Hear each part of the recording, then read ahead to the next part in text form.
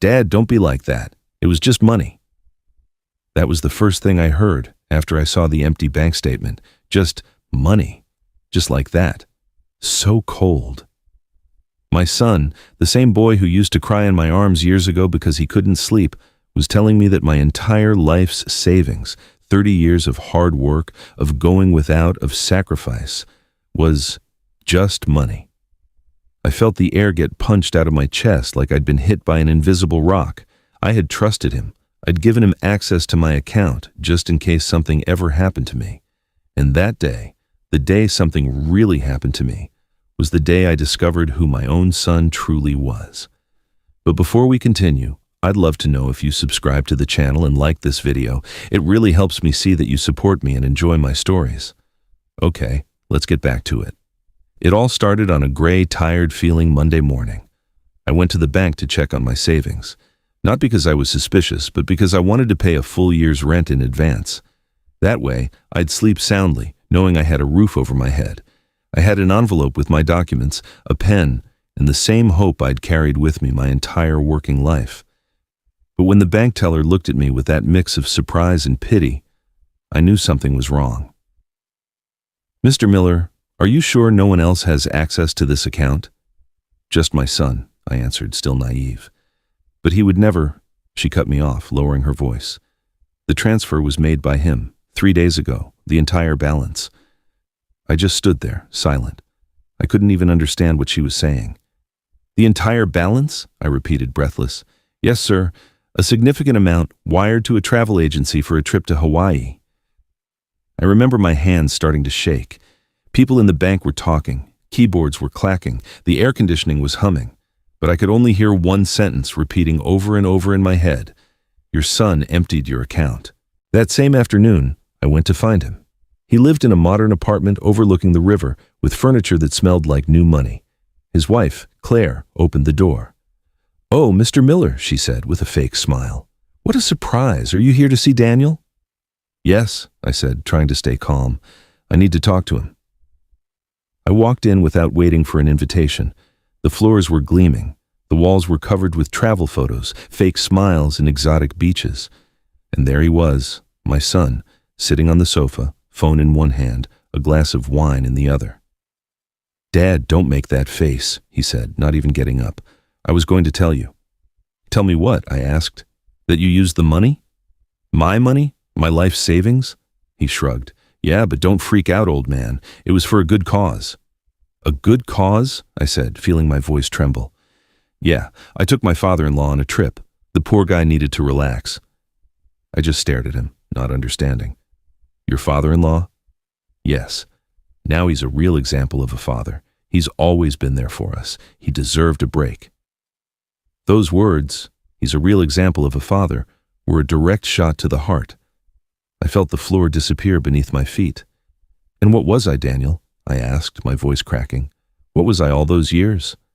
"Don't be so dramatic," he replied, laughing condescendingly. "You're not going to die over a few bucks." I left without saying another word. I didn't trust myself to speak. I was afraid that if I opened my mouth, something stronger than words would come out. When I got home, I opened my fridge. It was almost empty. Stale bread, a bottle of water, and half a tomato. I had to pay the rent the next day, but there was no money. I cried silently, not for the lost money, but for something much more painful, having raised someone incapable of feeling shame. I didn't sleep that night.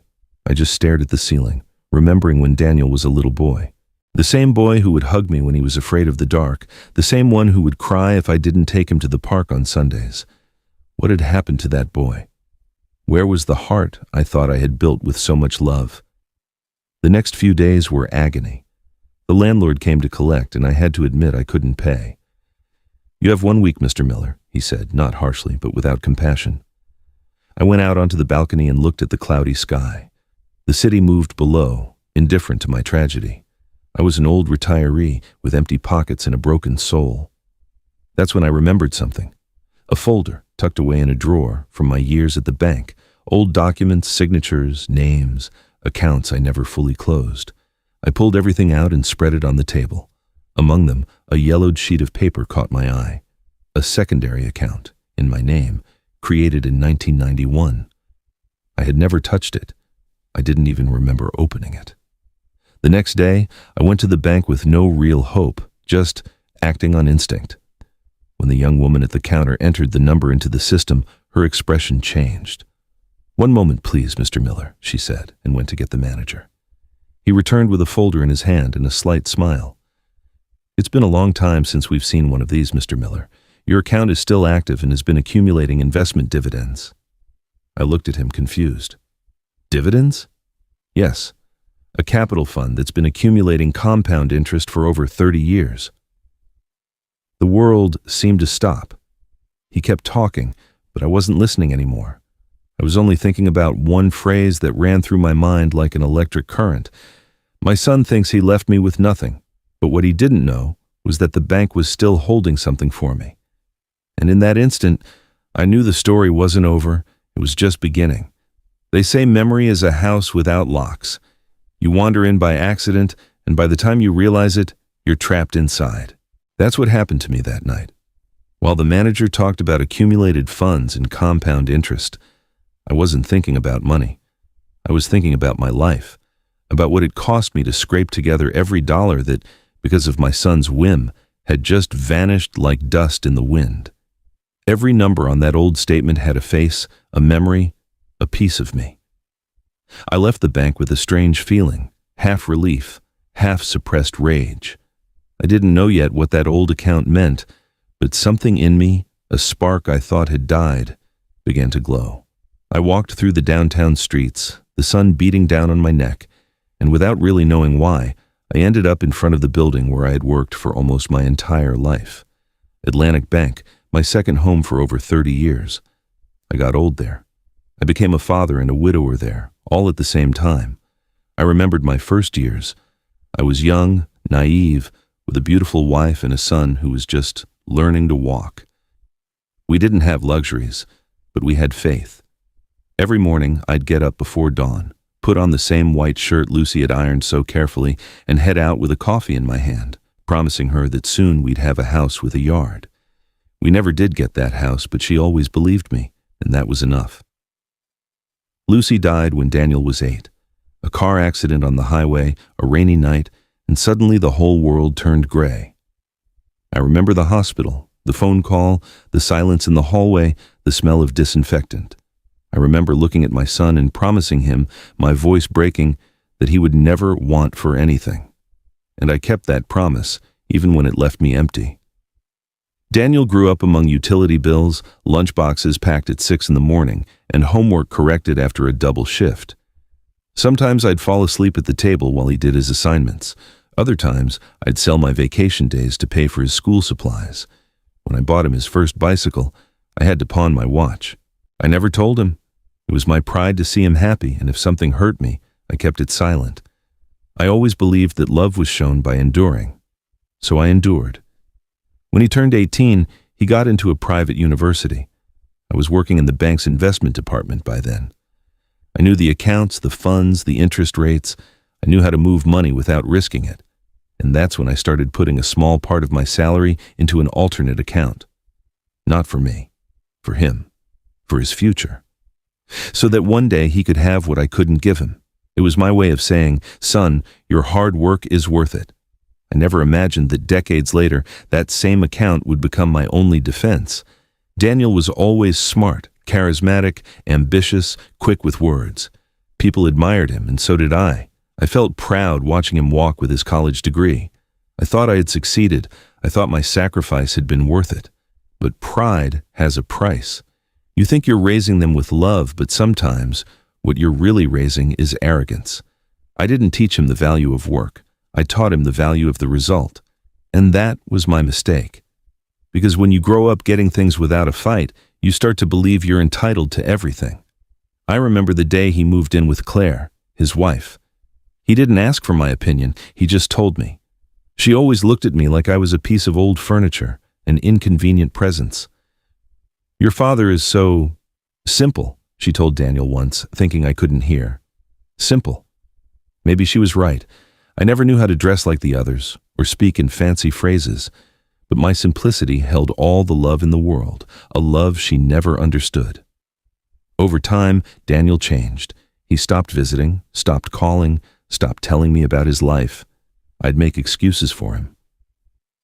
He's busy, I'd tell myself, until one day I realized it wasn't busyness, it was disinterest. And even though it hurt, I accepted it, because parents learn to love even when they're no longer needed. That night, looking at my old bank papers, I found a photo folded between the documents. It was Daniel as a boy, with a huge grin, riding his new bike. I held it in my fingers and realized something terrible. That boy didn't exist anymore. In his place was a man who thought only of himself. But I didn't hate him. I couldn't. Love doesn't disappear with betrayal. It just gets quieter, sadder. But it's still there, beating in some corner of your soul. The next morning, the bank called to tell me the manager wanted to see me. I showed up early with my folder under my arm. The man greeted me with a polite smile. "Mr. Miller, we've been reviewing your old account." "And?" I asked, trying not to get my hopes up. "According to the records, over 30 years ago, your boss, a Mr. Thompson, opened a private monthly performance fund for you." "Thompson?" I repeated, surprised. "But he passed away years ago." "That's right. Before he died, he left written instructions." The manager handed me a sealed envelope. "This was kept in your file. It stated it was only to be opened if you returned to the bank." My heart leaped. The envelope had my name written on it in blue ink. I recognized that handwriting. It was my old friend's, the only one who treated me with respect during my toughest years. Shaking, I put it in my pocket without opening it. I knew there was something important inside, but I didn't want to read it yet, because for the first time in a long time, I was afraid. Not of the money, but of what that letter could change in me. I looked at the sky as I left the bank. A group of gulls was flying low, and I thought, maybe life doesn't always take away. Sometimes it just waits for the right moment to give you back what you deserve. That morning, I woke up to the sound of 3 sharp knocks on the door. It wasn't the mailman or a curious neighbor. It was the landlord. That man had a way of knocking like he was collecting a debt from your soul, not just your wallet. I got up slowly, my heart still pounding from the memories of the bank and the sealed envelope I'd left on the table. I hadn't slept well. I dreamed of Lucy, my wife. I dreamed she was talking to me from the kitchen, her voice telling me, "James, don't be afraid. What you saved wasn't just money." When I opened my eyes, I was alone, as always, and the envelope was still there, watching me like a promise I didn't dare open. "Mr. Miller," the landlord knocked again. "I know you're in there." I took a deep breath and opened the door. He was a sturdy man, about 50, with a permanent scowl and a smell of cheap cigars that filled the hallway. "Good morning, Mr. Henderson," I said, trying to smile. "It's not a good morning when you don't get paid, Mr. Miller," he replied, crossing his arms. "I gave you a week. It's up." "I know, but I promise you, in a few days—" "Promises!" he cut me off. "Promises don't pay the rent." I felt a heat rise in my neck, a mix of shame and anger. "I swear, this time will be different. I'm sorting out an issue at the bank, and as soon as I have the money, I'll pay you." "That's what everyone says," he snorted. "But if you don't pay, I'll have to evict you." There was no threat in his tone, just exhaustion. And that hurt more, because it meant even others were used to seeing me as an old man who couldn't keep his word. "I'll give you 3 more days," he finally said. "After that, my hands are tied." "Thank you," I replied, looking down. When he closed the door, I just stood there, staring at the floor. 3 days. That's all I had left before what little pride I still held onto crumbled. I went back to the table. The envelope was still there, untouched. I grabbed a cup of cold coffee, sat down, and stared at it like it was a device that might explode. "Only if you return to the bank," the manager had said. "Return to what? To hope? To a past that didn't exist anymore?" I picked up the envelope with trembling hands. The blue ink of my name was a little faded, but I recognized the handwriting immediately. It was Thompson's, my old boss. A fair man, the kind they don't make anymore. He was the one who taught me to save, to plan, to think long-term. "Miller," he used to tell me, "one day people will laugh at us for saving every penny, but when they're asking for loans, we'll be sleeping soundly." I carefully tore the edge of the envelope. Inside, there was a letter and a folded document. I started to read. Dear James, if you're reading this, it means you finally came back to the bank. And that can only mean two things. Either life hit you hard, or you decided to face it with the same dignity you always have.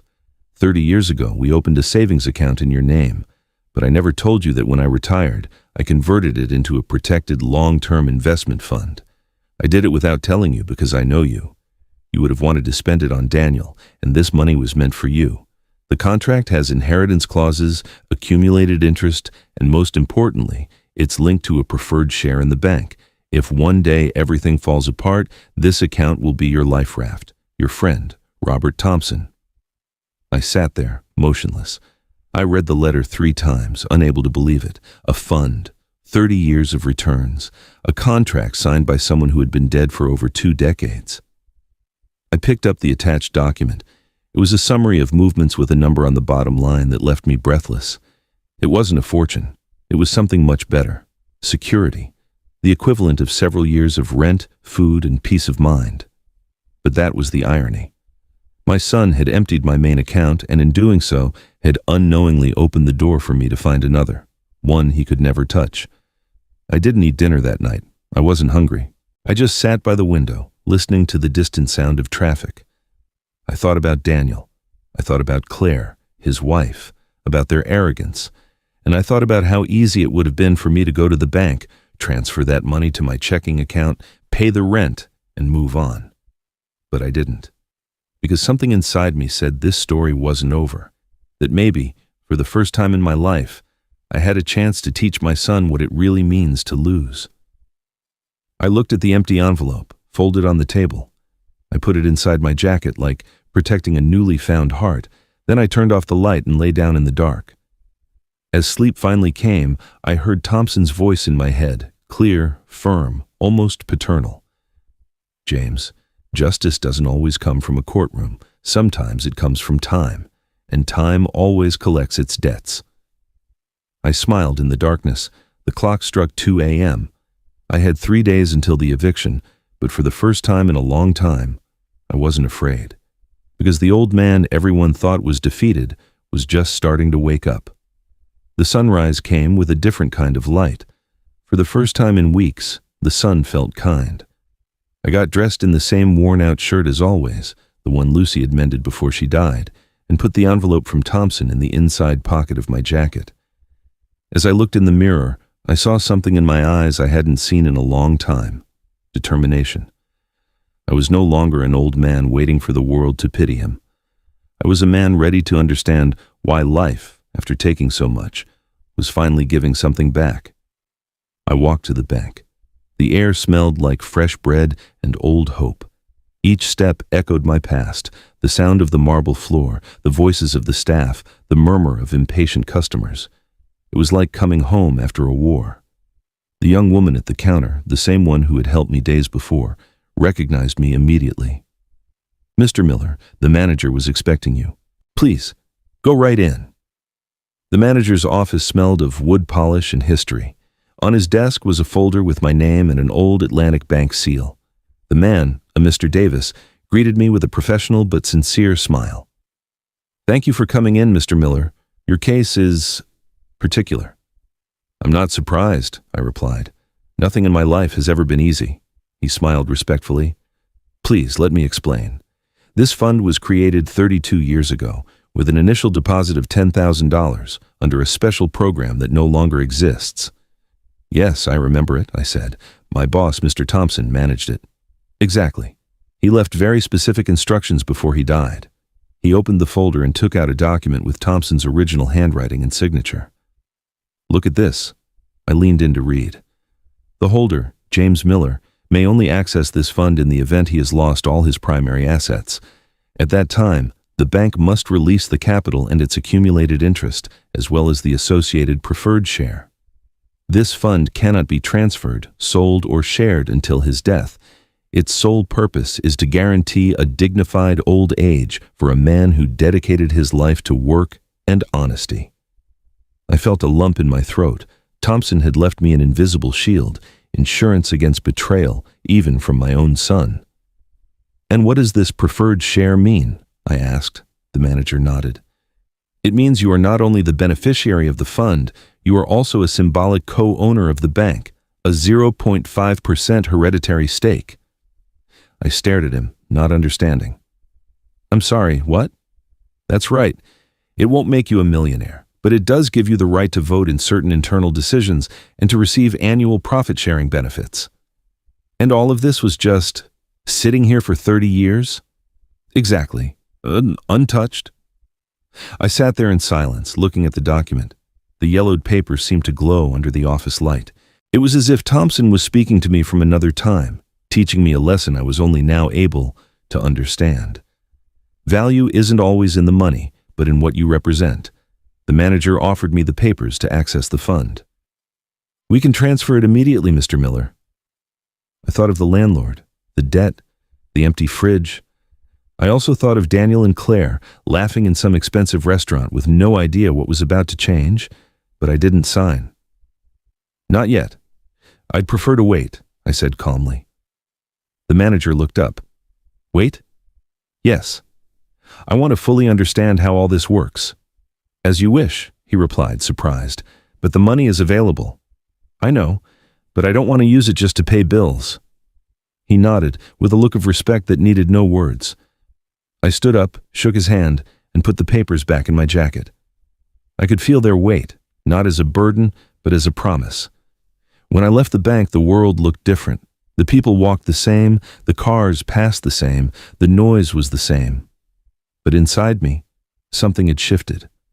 I no longer felt fear, just a strange, dangerous calm, the kind men feel when they have nothing left to lose. I walked to a nearby cafe, one I used to visit when I worked there. I sat by the window and ordered an espresso. As the steam from the coffee mixed with the midday light, I opened the envelope again. I read Thompson's letter one more time, but this time, his words hit differently. There was a line at the end I hadn't noticed the first time. "If one day your son turns his back on you, don't become bitter. Teach him what it's like to live without your shadow. Only then will he learn the value of the shelter he had." I rested my head in my hand and let out a bitter laugh. Thompson had always been wiser than all of us. He knew that ingratitude comes even from those you love most, and he also knew that the best revenge isn't served with anger, but with time. When I got back home, the sun was starting to set. The landlord looked at me from the sidewalk, as if waiting for an answer. I just gave him a nod. "Don't worry, Mr. Henderson," I said. "You'll have your money tomorrow." And he did. But what he didn't know, what no one knew, was that the money I was going to give him wouldn't come from the fund. It would come from something much bigger, a decision. Because that night, sitting in front of my papers, I knew that life had given me a second chance, and I wasn't going to waste it, not to save myself, but to teach my son what it feels like when trust is broken. I looked at the sky from the balcony. The city lights flickered like scars, and as the cold wind hit my face, I thought of Lucy. "You were right, my love," I whispered. "What we saved wasn't money. It was dignity." And for the first time since it all began, I smiled without sadness, because I knew the game had just changed. The sound of the phone woke me before dawn. For a second, I thought it was a call from the bank or the landlord, but when I saw the number on the screen, I felt my stomach lurch. It was Daniel, my son, the thief of my years, the man who had emptied my account with the same coldness as someone pouring a glass of water. For a moment, I thought about not answering, but something inside me, a mix of curiosity and resignation, forced me to pick it up. "Yeah," I said, my voice dry. "Dad?" His voice on the other end sounded tense, shaky, almost rehearsed.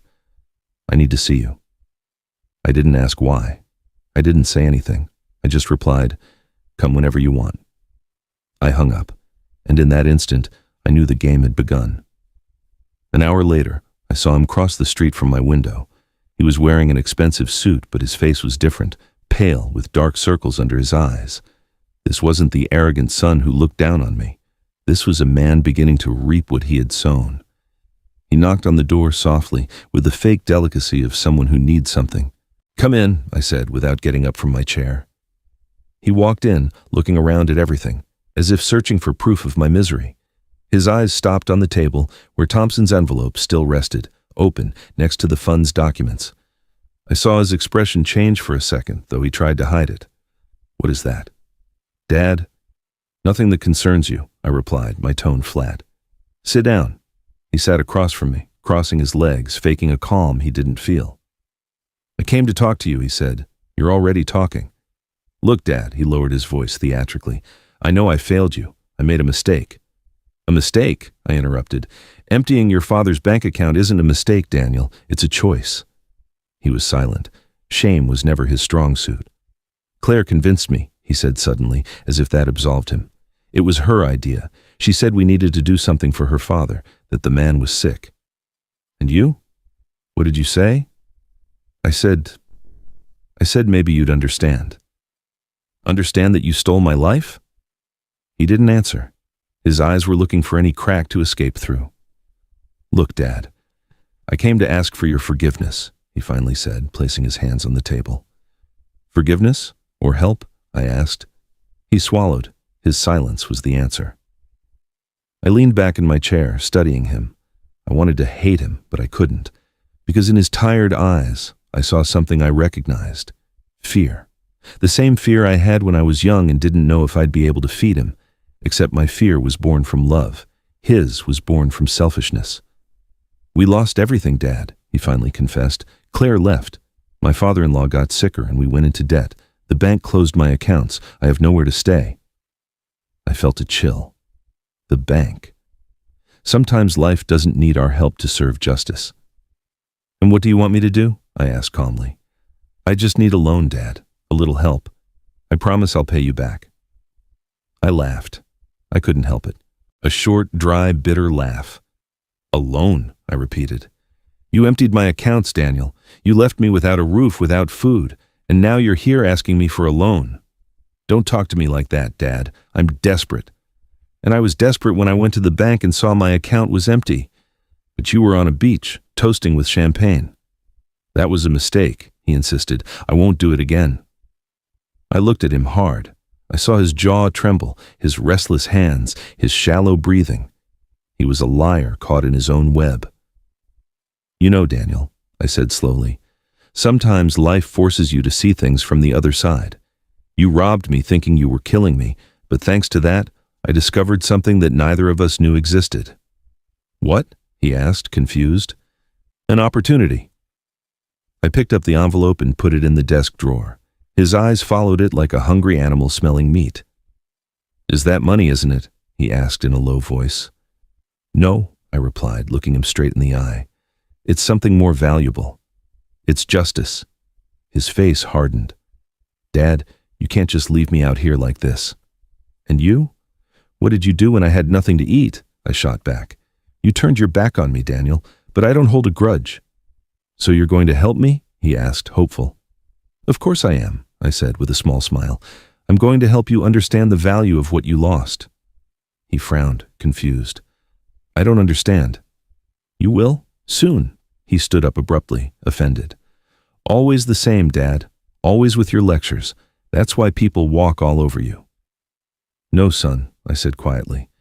"People walked all over me because I never learned to say enough. But I have now." He stopped dead. "What are you planning?" "Nothing," I answered serene. "I'm just going to let time teach you what it took me a lifetime to learn." Daniel huffed, furious. "You're a stubborn old man." "And you're an empty young one," I replied sadly. "But there's still time for one of us to change." He spun around and left, slamming the door. The sound echoed in the small apartment like a crack of thunder. I was alone again. But I didn't feel sadness, just a dangerous peace. Because inside me, something had already decided his fate. I looked at the drawer where I'd put the fund documents and muttered, "I'm not losing everything again, Daniel. Not this time." That night, as silence wrapped around me, I wrote a sentence in my notebook. "Forgiveness is a luxury only those who are no longer afraid can afford." And as I finished writing it, I realized something that shook me. I didn't want revenge. I wanted justice. and I was willing to wait for it, even if it cost me what little life I had left. They say silence is revenge's most elegant disguise.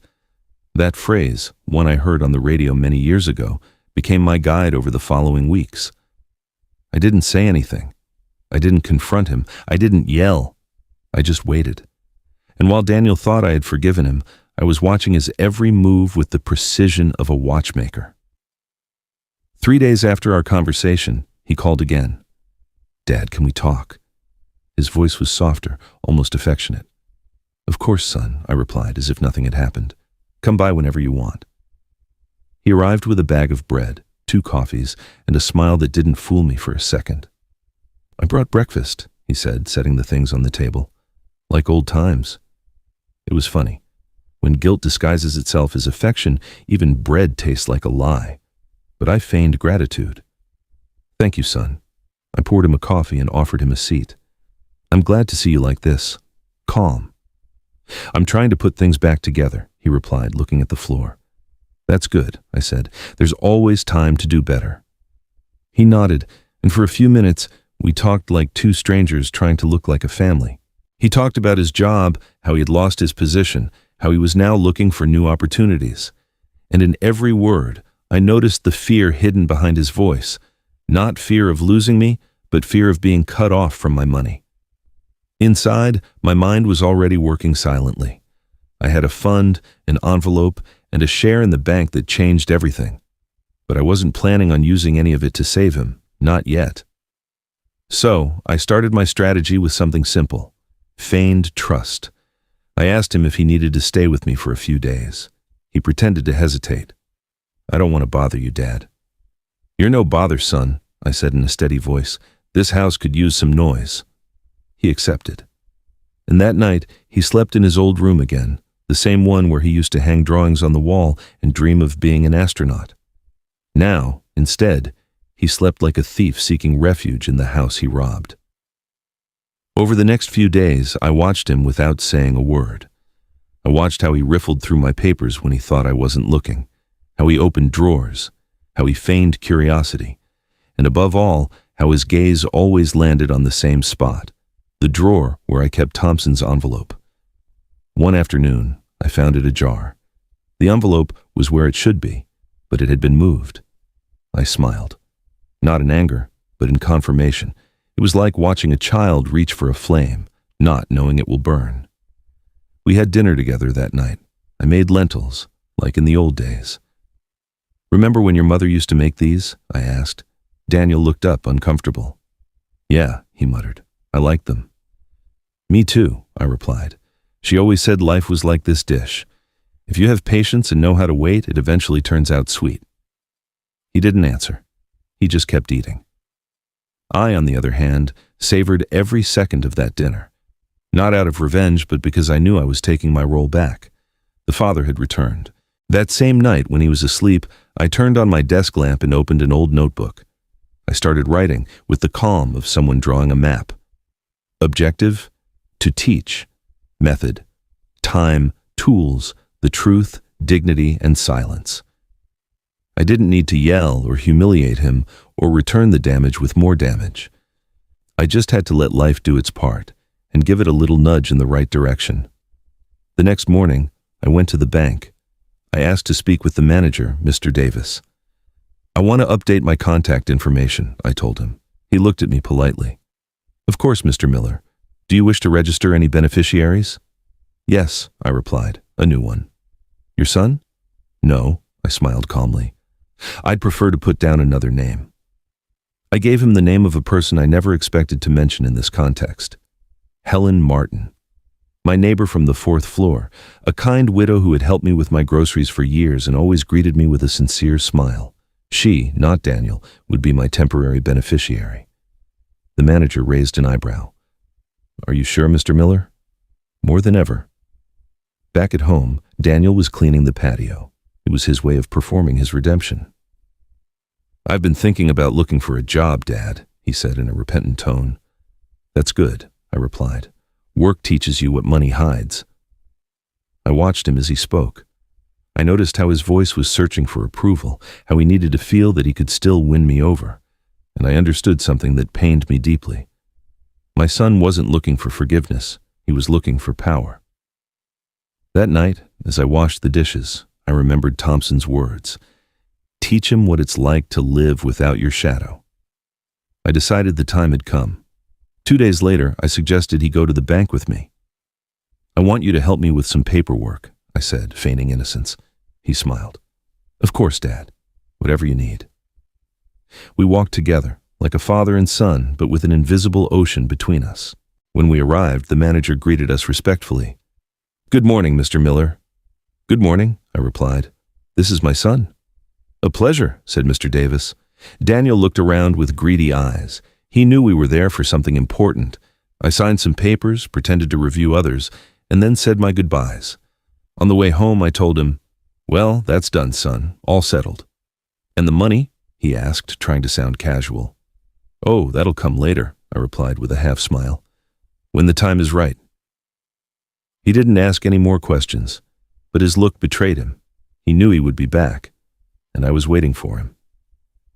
That night, as I closed my door, I felt a strange calm. It wasn't joy or satisfaction. It was justice in its purest form, silent, inevitable, and fair. I looked at the sky from the window and whispered, Lucy, if you could see me now, you'd know I learned to be strong without forgetting to be good. I turned on the desk lamp.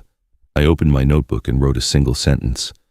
The son who steals money loses more than a father. He loses the mirror in which he could recognize himself. I turned off the lamp. I smiled and went to sleep, knowing that for the first time in a long time, the board was balanced, and the next move, when it came, wouldn't be mine. It would be destiny's. That morning I woke up early, before the sun had fully risen. The air smelled like cold coffee and resolution. I'd spent the entire night going over the papers, reading every line of the document the bank had given me. There were numbers, percentages, signatures, but above all, there was something I didn't understand. A clause that mentioned legal beneficiaries linked to proven honorability.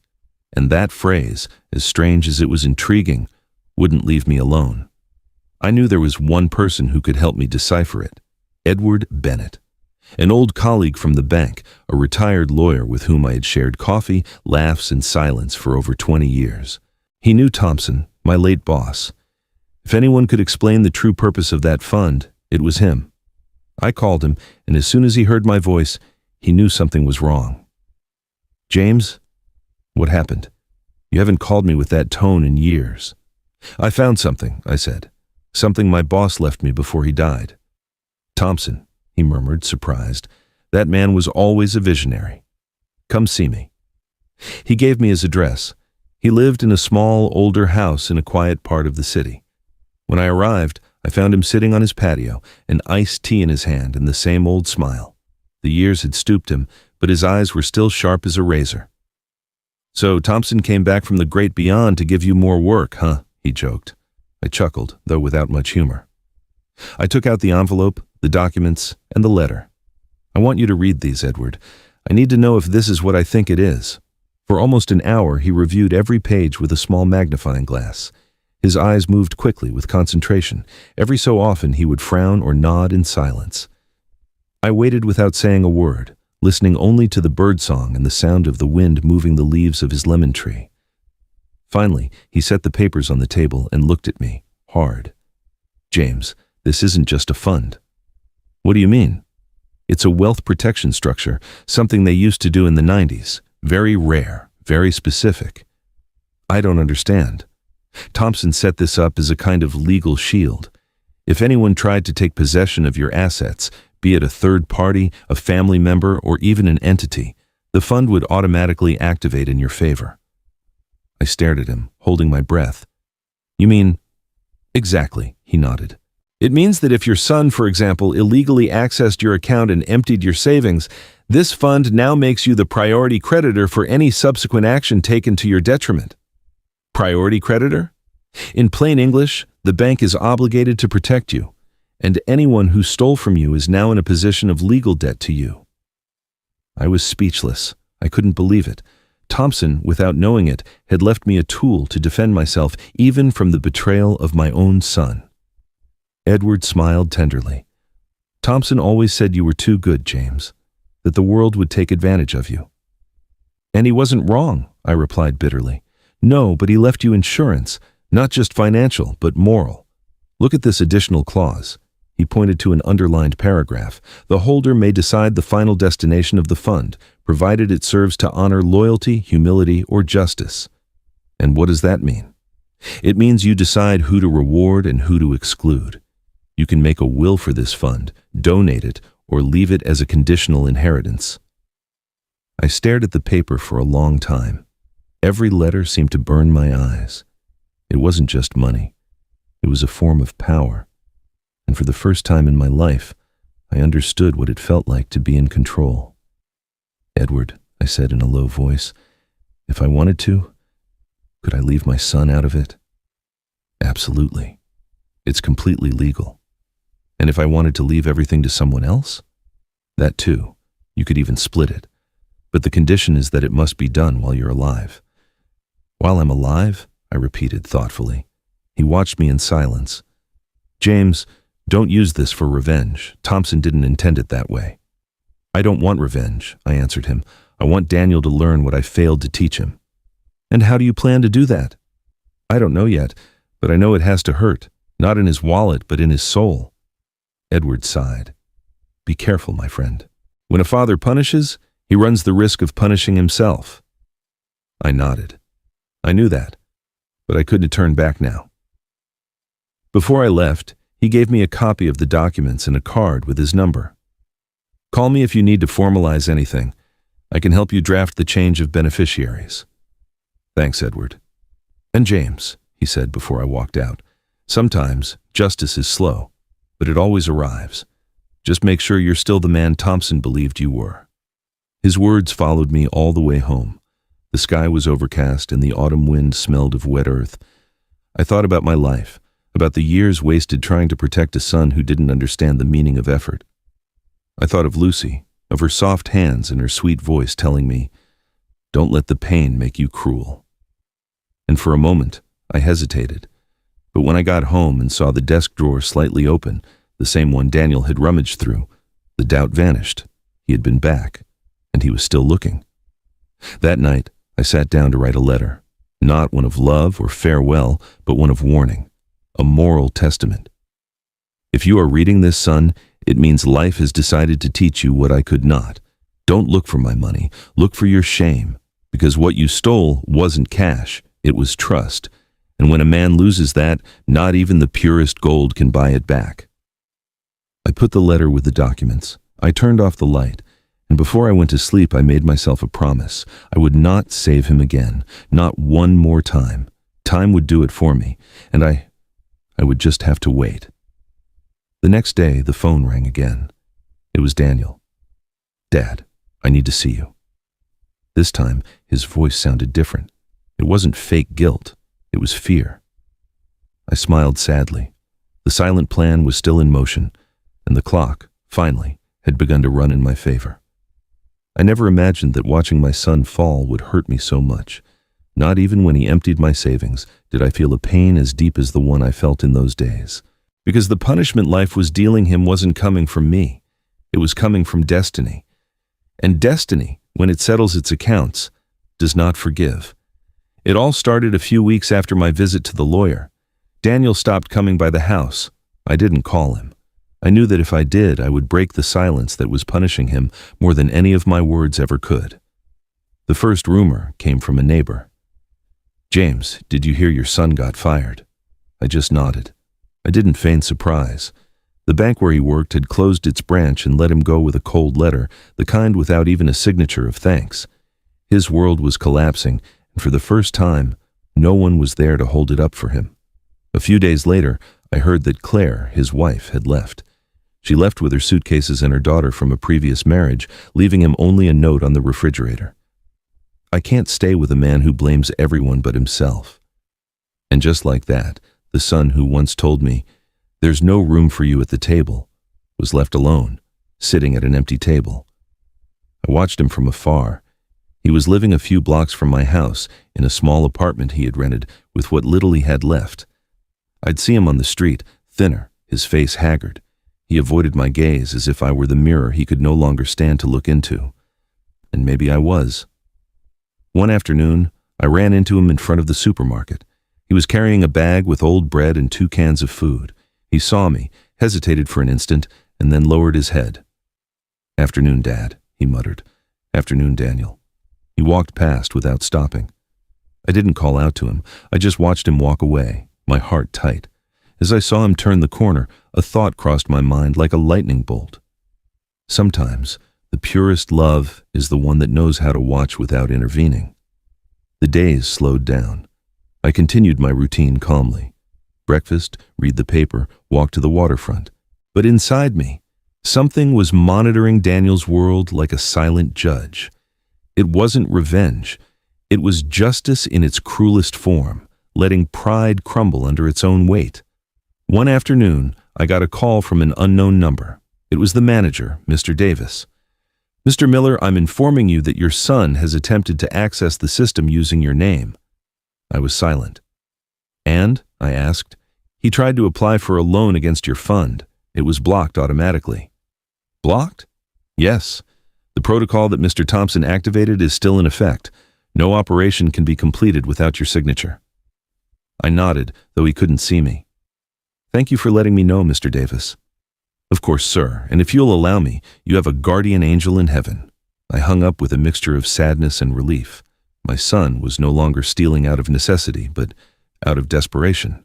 And that was the worst kind of poverty. 2 days later, someone knocked on my door. It was Julian, a young man from the neighborhood who worked as a messenger. He was holding an envelope. "It's from your son, Mr. Miller," he said, looking down. "He asked me to deliver it." The envelope was crumpled, my name handwritten on it. Inside, a short letter written in smudged ink. "Dad, I have nothing left. No job, no house, no wife. Only shame. I'm not asking for money. I'm just asking you not to hate me. If you see me on the street one day, don't cross to the other side. Just look at me so I know I still exist. Daniel." I stared at it for a long time. The tears came without warning, silent, hot, inevitable, not because he was asking for forgiveness, but because, finally, he understood. And although part of me wanted to run and find him, the other half stopped me. The silence still had work to do. That night, I dreamed of Lucy. I dreamed we were in the kitchen, making coffee. She looked at me with that smile she always had when I was in doubt. "Don't be afraid, James," she said. "Pain teaches too." "But he's my son, Lucy," I answered in the dream. "Yes, and sons also have to learn how to fall. It's the only way they'll learn how to get up." I woke up with damp eyes and a decision made. I wouldn't help him with money, but I wouldn't abandon him completely. The next day, I went to the bank.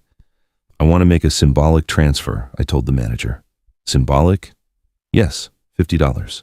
"To whom?" "To my son." He looked surprised, but he didn't ask any more questions. I signed the paper and left the bank with a calm soul. That small sum wasn't charity. It was a seed, a hidden message that only he would understand. I am not abandoning you, but I'm not saving you. The months passed.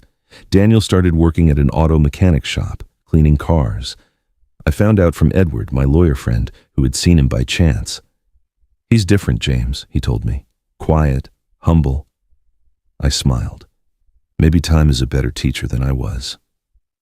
One afternoon, I saw him from a distance, sitting in the park.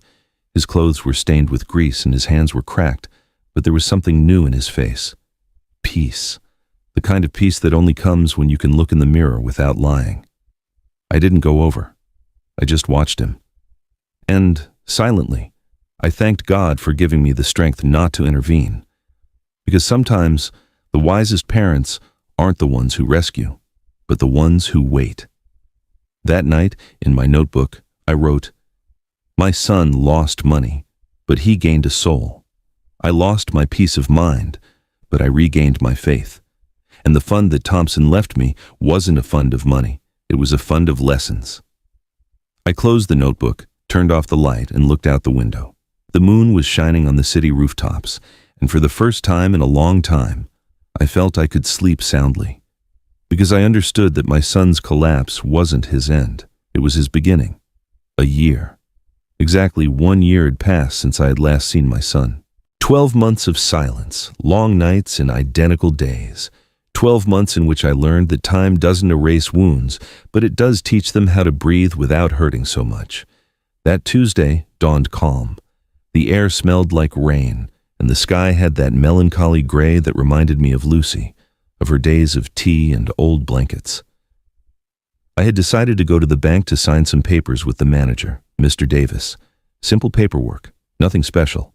Update my participation as a fund shareholder and confirm my temporary beneficiary, Helen Martin, my neighbor. I had no idea that, hidden in that routine, destiny had scheduled a meeting with my own past.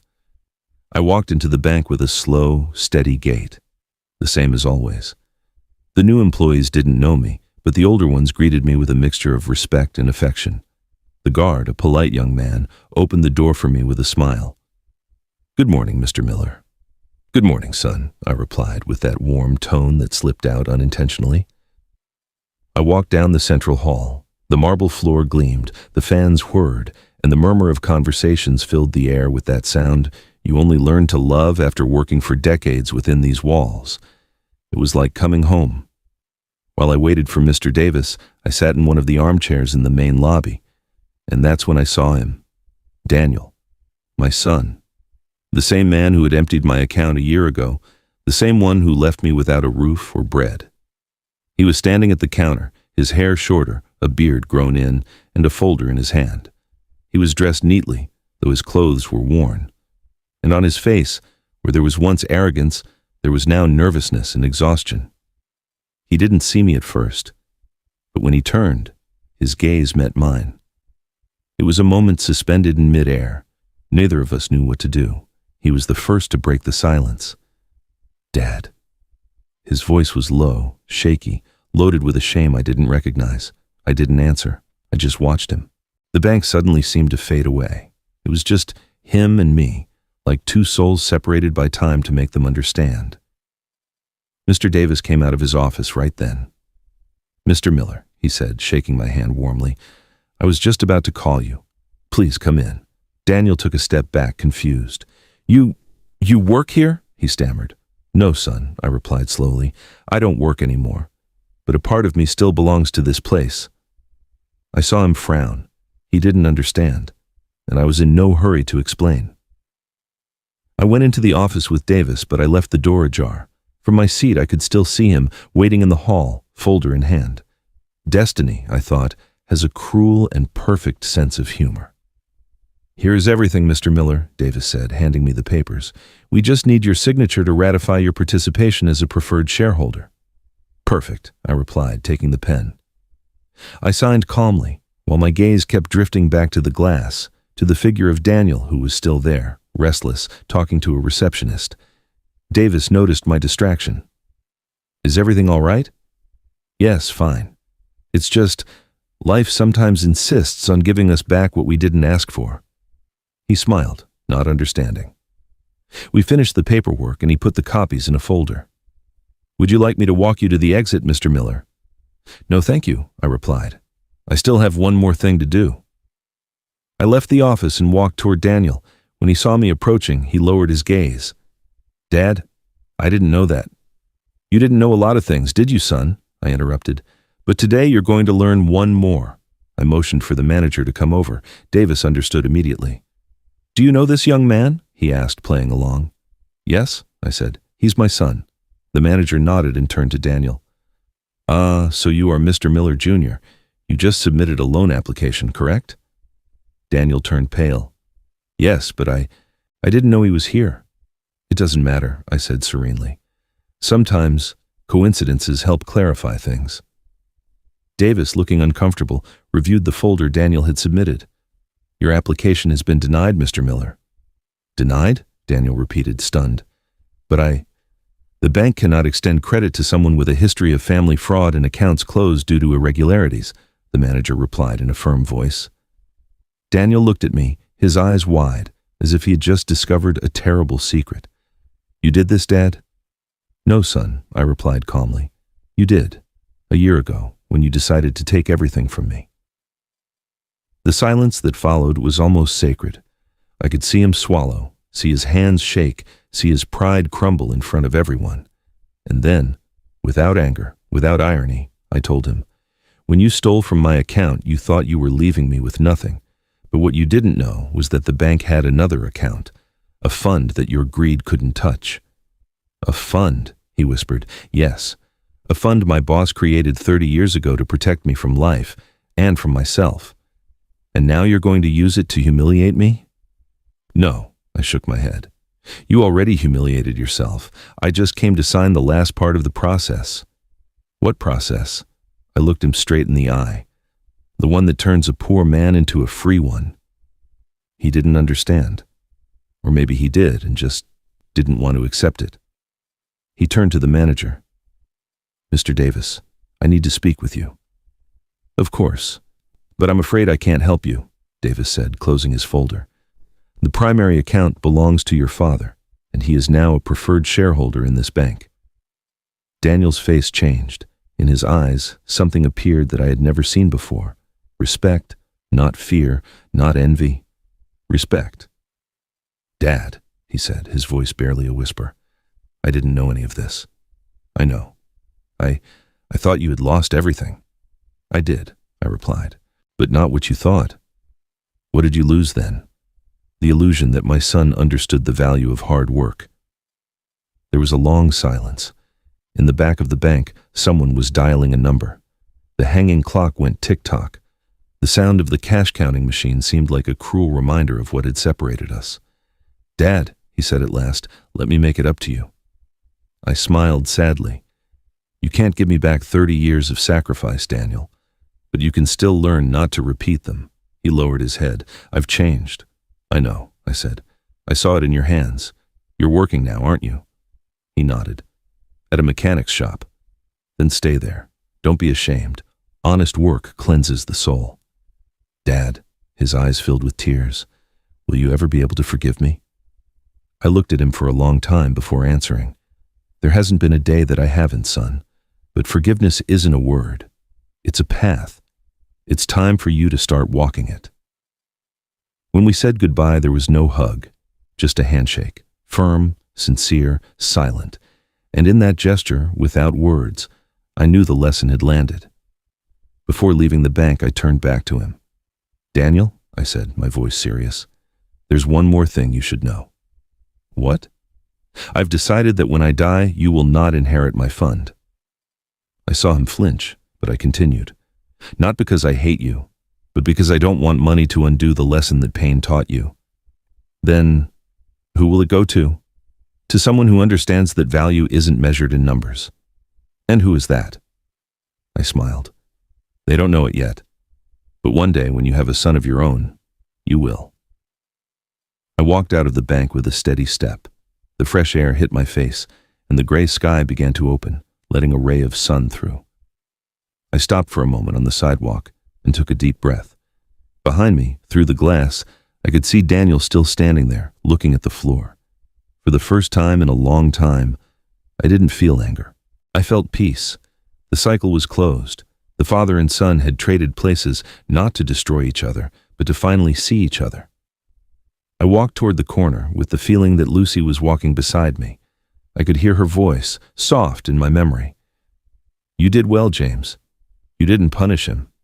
You made him grow. And as the sun finished breaking through the clouds, I knew that day wasn't the end of anything. It was the beginning of a new story. A clean one. A different one. A story where, at last, justice and love could live in the same heart. I couldn't sleep that night. After the encounter with Daniel, the silence in my apartment felt heavier than ever. The dining room clock marked the seconds as if it were counting my thoughts. Every tick was a question I didn't want to answer. Had I done the right thing? Was it fair to disinherit my own son, even after everything? I turned on the lamp. I took the notebook where I wrote my reflections and sat at the table. The apartment smelled of old wood, cold coffee, and memories. The envelope from the fund was there, closed, waiting like a silent witness to my entire life. I opened it one last time. I took out the documents, Thompson's letter, and the copies that the lawyer Bennett had helped me sign. I read every line slowly, with the calm of someone saying goodbye. And then I saw something I hadn't noticed before. A handwritten note in the bottom margin of the contract. The handwriting was unmistakable. It was Thompson's. "James, this fund isn't just money. It's a key. Use it to close what hurts you or to open what you're missing, but don't keep it in silence. Love that stays silent also dies." I stared at those words until tears blurred my vision. Thompson, even from the past, had known this day would come, and I understood that justice without love wasn't justice. It was just pride, dressed up as reason. The next morning, I went to see Edward Bennett, my old lawyer friend. "I want to make a change to the fund," I told him as soon as I walked into his office. He looked at me cautiously. "Are you sure? You just decided to exclude your son?" "I am, and I still feel the same way. But I want to set something up, something he can't receive through inheritance, but through merit." His eyes widened, curious. "Explain." "When I die, I don't want the fund to transfer automatically. I want it to be locked until Daniel meets one condition." "Which is?" "That he proves he has helped someone without asking for anything in return. That he works, that he donates, that he serves, that he understands the value of sacrifice." Edward smiled sadly. "You're a just man, James." "No," I shook my head. "I'm just a father who refuses to let his son repeat his mistakes." I signed the new documents. Each stroke of the pen was a farewell, but also a hope. When I finished, Edward shook my hand. "Thompson would be proud of you." "And would Lucy," I replied, holding back my emotion. "Do you want me to register the change?" "Yes, but keep it sealed and confidential. No one should know until the time comes." When I left his office, the sun was shining with a brightness that hurt my eyes. It was as if the world was telling me, "You can rest now." I walked down the street slowly, observing the trees, the faces, the life that continued on its course, unaware that an old man had just signed his peace treaty. I passed by the shop where Daniel worked. I saw him from the sidewalk, his hands stained with grease, helping an older customer lift the hood of a car. He didn't see me, and he didn't need to. I watched him in silence, and for the first time, I felt pride. This wasn't the same man who had robbed me. This was someone starting to build himself anew. I smiled and kept walking. That night, as I made dinner, I remembered the last conversation I had with Lucy before she passed. We were in the kitchen. She was cutting bread and told me, in that serene voice that always calmed my soul, "James, the day you have to choose between being right and being at peace, choose peace." I, stubborn as always, replied that justice was more important. Now, years later, I understood what she meant. Peace is justice, just a quieter kind. I ate alone but without sadness, and before bed I wrote one last note in my notebook. Today I close my story with Daniel, not with anger, but with love. Money runs out, but lessons remain. If one day my son learns to give without expecting anything, the bank will know what to do. And if not, let life run its course. I have done my part. I closed the notebook, turned off the light, and listened to the sound of the wind rattling the blinds. I felt no guilt, no fear, only a serenity I had never known before. At dawn, the phone rang. It was Helen, my neighbor. "Mr. Miller, do you need anything from the market today?" she asked, as always. "No, dear, thank you. But come by for a moment. I want to talk to you." She came up a little later, with a smile and a bag of warm bread. I told her briefly what I had done, the change to the fund, my decision. She listened attentively, in silence, and at the end she said, "That's not revenge, Mr. Miller. That's love disguised as a lesson." I smiled. "Maybe, but don't say it too loud. You'll ruin my reputation as a grumpy old man." We laughed. I asked her for a favor. "The day I'm not here, please give this to Daniel." I handed her a sealed letter. "But only if he meets the condition I'm about to tell you." "And how will I know when the time is right?" "You'll know," I replied, "when you see in his eyes the same look I had the day I lost everything." She nodded respectfully, put the letter in her purse, and hugged me without saying anything. It was a simple hug, but filled with something I had been missing for years. humanity. The months passed peacefully. Daniel kept working. Every now and then, someone in the neighborhood would see him helping neighbors with repairs without charging a dime. Others said he visited nursing homes on weekends, fixing wheelchairs and fans. I never confirmed it, but deep down, I knew something in him had changed. One day, as I was reading on the balcony, I saw him pass by. He looked up, raised his hand, and gave me a shy smile. I returned it, and in that simple, wordless gesture, I understood the cycle was truly closed. Nothing more was needed, no apologies, no explanations. Just the certainty that love, however late, had returned. That night, before sleeping, I opened Thompson's letter one last time. I touched it carefully, as if holding a piece of destiny. His final words now seemed like a prescient farewell. James, if you're reading this when you're an old man, don't forget, the best inheritances aren't left in a bank. They're left in the memory of those who change because of you. I turned off the lamp, looked at the ceiling, and smiled, because I understood that the real plot twist wasn't in the fund, or the money, or even in Daniel. The real twist was in me. I had stopped being a wounded father, and had become a man at peace. The day of James Miller's funeral was gray but calm. It wasn't raining, and the air smelled of freshly turned earth. Daniel stood in front of the grave, hands buried in his pockets, eyes fixed on the headstone engraved with his father's name. James Miller, 1959-2024. He worked, he loved, and he waited. There were no extra words. It was a brief, sober, dignified farewell. Like him. Only a few people were gathered around. Neighbors, the old lawyer Edward Bennett, and Helen Martin, the woman from the 4th floor. She held a brown envelope in her hands, her gaze never leaving the casket. When it was over, she approached Daniel with slow steps. "Your father asked me to give you this," she said, holding out the envelope. "What is it?" he asked, his voice uncertain. "A letter, but he made me promise I would only give it to you when I knew you had changed." Daniel stood silent, staring at the envelope as if it weighed a lifetime. Helen touched his arm gently. "And I believe you have." It took him 2 days to open it. The letter sat on his table, next to a cup of coffee that grew cold, untouched. Finally, one night when the silence of his workshop became unbearable, he broke the seal. His father's handwriting, firm and clear, filled 3 pages. He read slowly, feeling each line speak directly to his heart. "Son, if you are reading this, it means time has done what my words could not. I don't know if you forgave me or if I ever fully forgave you, but it doesn't matter anymore. What matters is that you are here and that you are still trying to be a better man. I would be lying if I said what you did didn't hurt me. It hurt more than poverty, more than loneliness. But over the years, I learned that children don't wound us out of malice, but out of ignorance. They are ignorant of what it costs to build a life.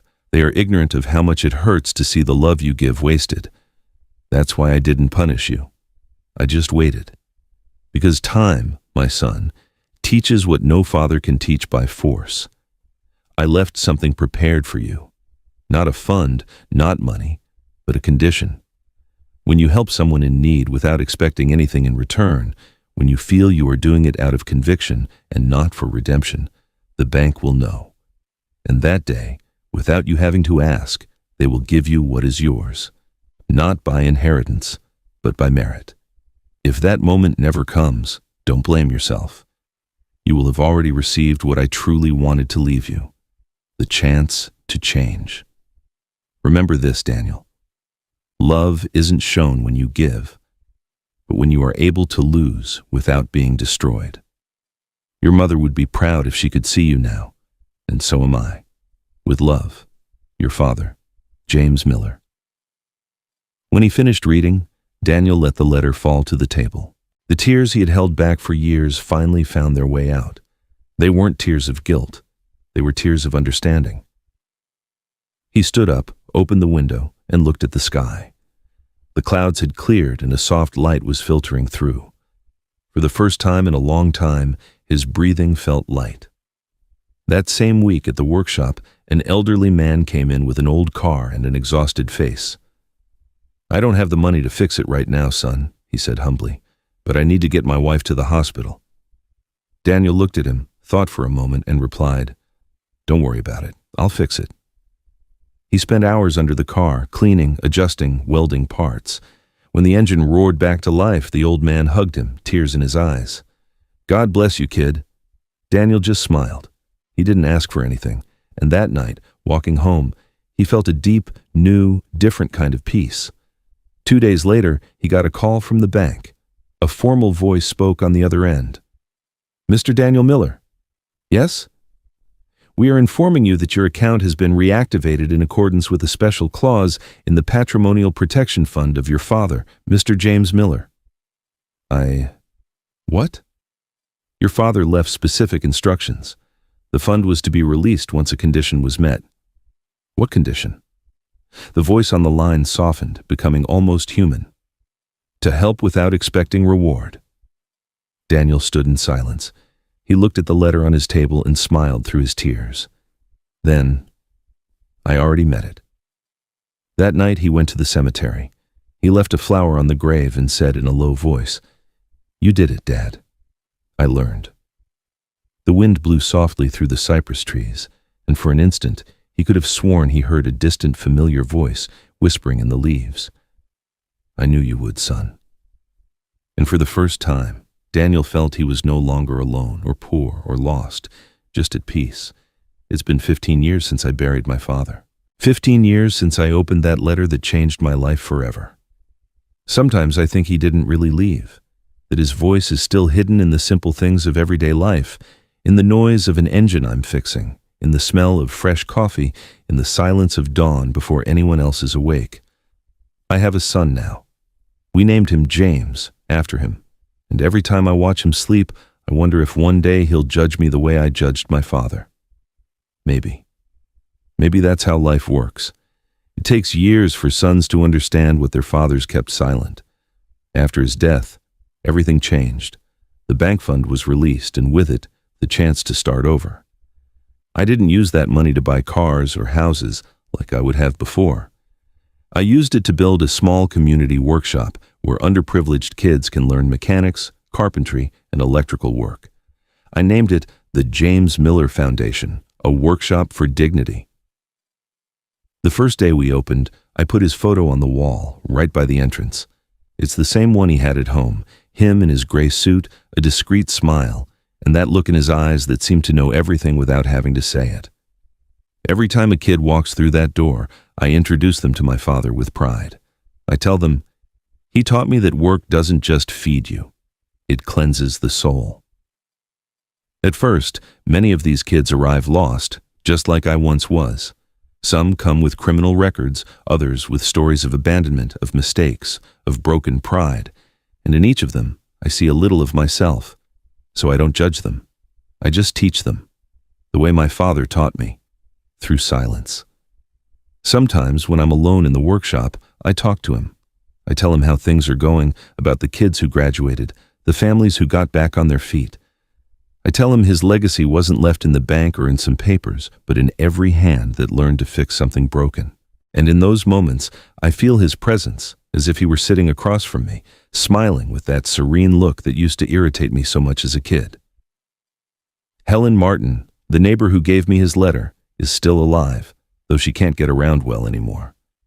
I visit her sometimes. She always tells me the same thing. "Your father would be so happy, Daniel. Not for what you did with the money, but for what you did with yourself." And I answer her, "He taught me how to win without needing revenge." She nods and we both sit in silence, remembering the man who changed both our lives without ever raising his voice. My son, little James, is 12. He likes to get his hands greasy, just like me. When something breaks in the house, he comes running and says, "Dad, let me try." And I smile, because in his eyes I see curiosity, but also respect. That exact mix that defines a good man. He asked me about his grandfather recently. I told him he was a fair, hard-working, and patient man, that he taught me not to give up, and not to confuse love with weakness. "And did you love him, Dad?" he asked. I looked him in the eye and answered without hesitation. "Yes, but I learned to love him too late." "Why?" "Because to understand a good father, you first have to fail as a son." He was quiet, thoughtful. Then he hugged me. And in that hug, I felt all the old wounds finally scar over. A few months ago, I got a letter from the bank. It was a formal notification. The fund was now officially closed. There was no remaining balance. But inside the envelope, there was something unexpected. A handwritten note from the manager, Mr. Davis, who still worked there. Mr. Miller, your father left one final instruction, dated the day before his death. When the fund is depleted, I do not want it to remain empty. I want it to be transformed into whatever my son chooses to build with his life. I believe you have fulfilled that wish. Thank you for continuing his legacy. I stared at that page for a long time, my eyes damp. My father had planned everything, right to the very end. Even his absence was filled with purpose. One evening, after closing the workshop, I stayed late sweeping the floor. The sun was setting, streaming through the window, reflecting off the tools hanging on the wall. I heard the wind rattling the tin roof, and for a moment I had the sensation that someone was standing next to me. I didn't see him, but I felt him. That calm, that different air, that silence full of presence. Thanks, old man, I murmured, and in my mind I heard his reply as clear as the first time he spoke to me of dignity. Don't thank me, son. Just keep teaching. I understand now that the greatest inheritance wasn't the money or the fund. It was the transformation. My father took everything from me to give me back to myself.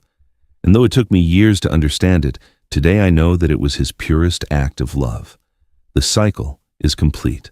The son who betrayed the father became the man who honors his memory every day, and the grandson who bears his name will learn from his example, not from his pain. This morning, as we were walking to the workshop, my son took my hand and said, "Dad, when I grow up, I want to be like Grandpa." "Oh yeah? And what was he like?" I asked, curious. "He was someone who knew how to forgive," he replied with a smile. I didn't know what to say. I just squeezed his hand tightly and looked up at the sky. The sun was high, bright, and for an instant I thought I saw a silhouette walking in the light. My father, serene, smiling. And I understood with a quiet heart that true inheritances are not bequeathed. They are continued. Sometimes it isn't death that separates parents from children, but pride, the lack of forgiveness, the silences we let grow between us. James and Daniel learned that true love isn't measured in money or inheritances, but in the courage to recognize our mistakes and the strength to change. Tell me in the comments, have you ever reconciled with someone when you thought it was already too late? If this story touched your heart, give it a like, subscribe to the channel, and join us for the next story, where a new voice will remind you that it's never too late to heal.